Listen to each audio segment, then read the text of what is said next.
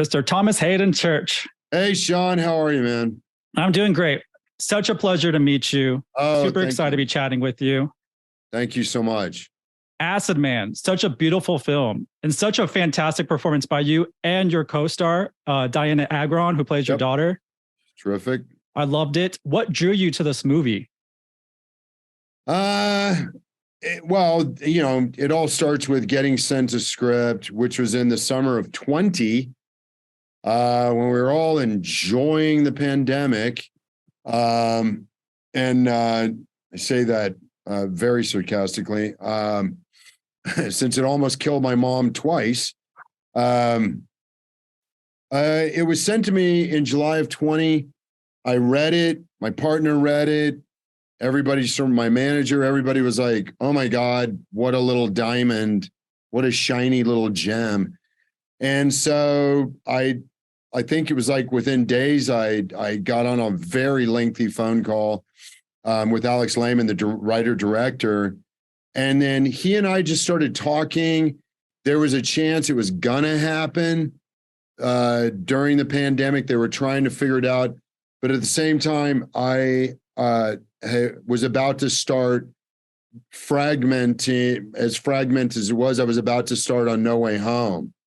And so that was kind of like, we weren't sure how that was all going to work, because I was going to do some in Texas, some in Atlanta, some in LA. And then Alex was wanting to work originally in Northern California, which ended up being in rural South Central Oregon.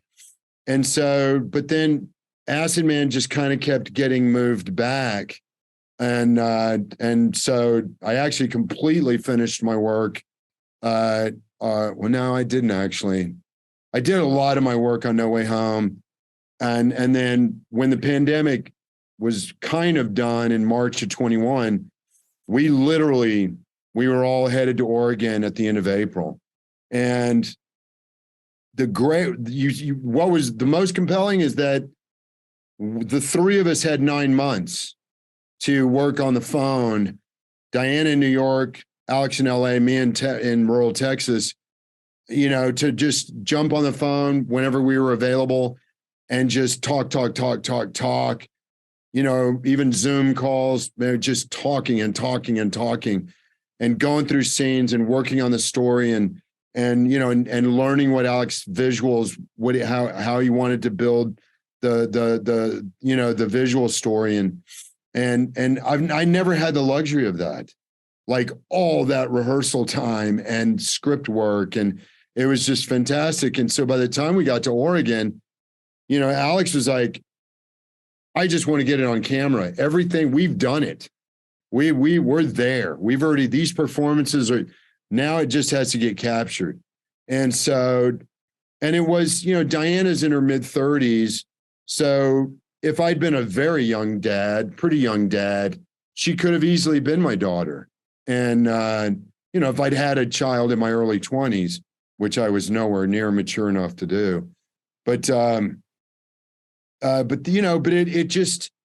it was the story of this very emotionally remote man and disconnected, and he's a loner, and he just has no concept other than what's immediately in front of him in terms of what he's what his mission is, and what is that, his day-to-day activities, and until she shows up. And then he realizes, oh yeah, that's right, I have a daughter that I haven't seen in 12 years.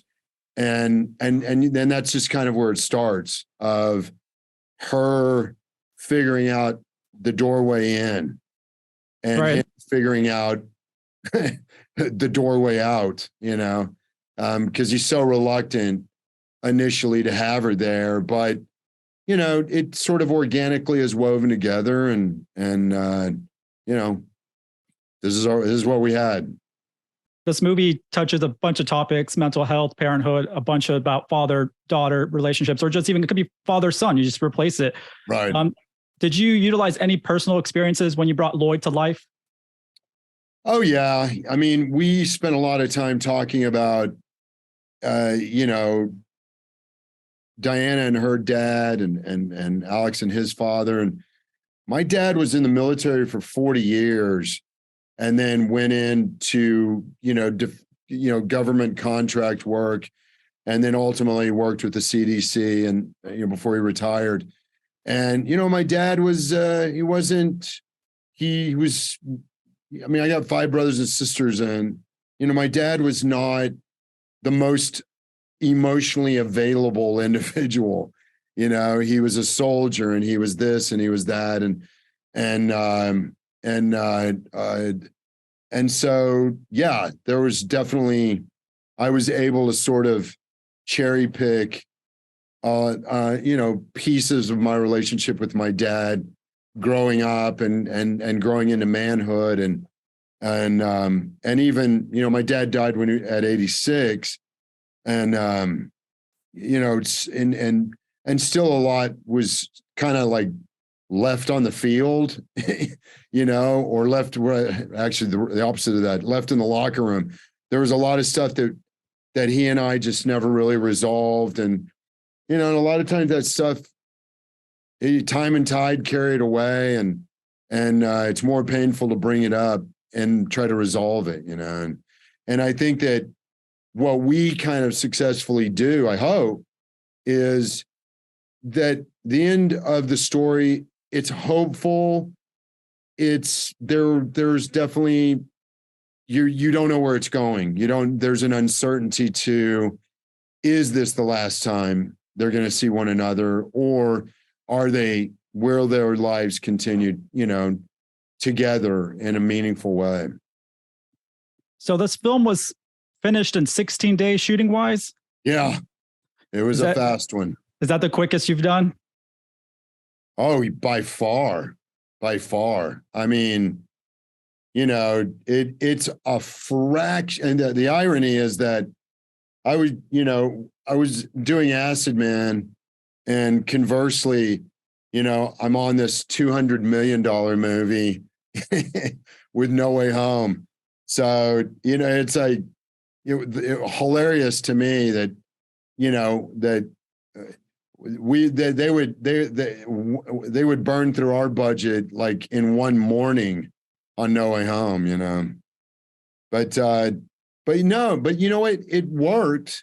It actually seemed like the perfect amount of time to shoot it, because again, we had done so much preparation with the script, with the story, with the characters. We just had done so much preparation. It was really, Alex was like, let's just get there and just hit the ground running, and just, now we're going to have cameras. He was like, we're just going to get there, and now we have cameras. Now we can go get it. And it really was, you hear people talk about capturing. It really and truly was capturing those performances. It was. And the landscape, the whole movie was shot beautifully. Being in the Oregon wilderness, how was that experience like? Very remote.